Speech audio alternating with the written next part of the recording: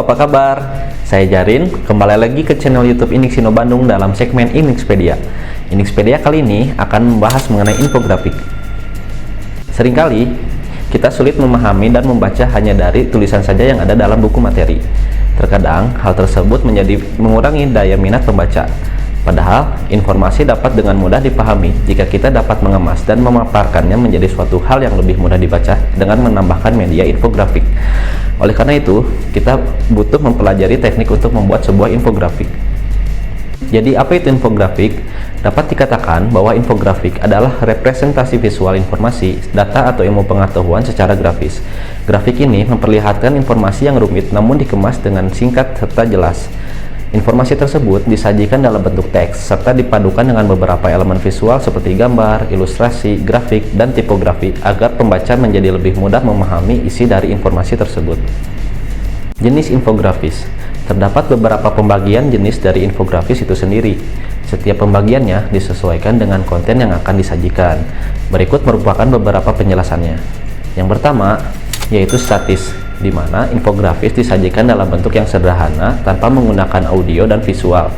Bentuk visual statis hanya memberikan tampilan berupa gambar atau ilustrasi yang dapat menjelaskan suatu konten atau topik yang akan Anda bahas. Jenis yang kedua yaitu bentuk animasi bergerak. Di dalam sebuah animasi sendiri memuat beberapa elemen penting, yaitu audio dan visual. Keduanya akan digabungkan dengan konsep yang sesuai dengan kebutuhan konten Anda.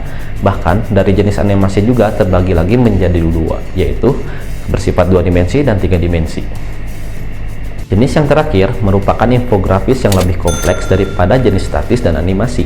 Perbedaan mendasar terletak pada sasaran informasi, di mana dapat melakukan interaksi langsung kepada data yang telah tersaji.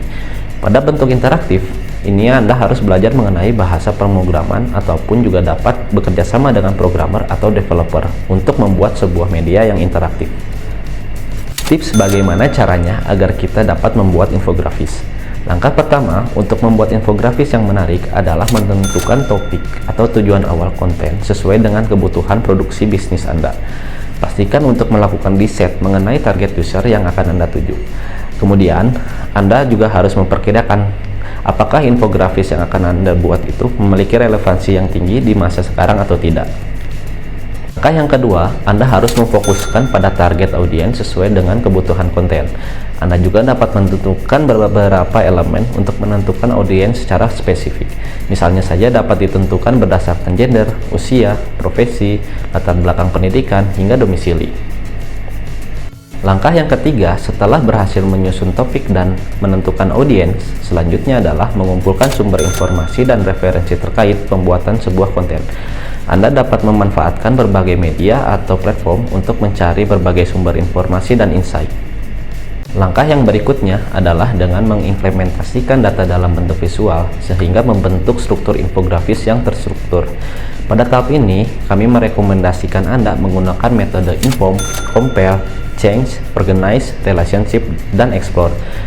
Dapat Anda implementasikan untuk memvisualisasikan data Anda.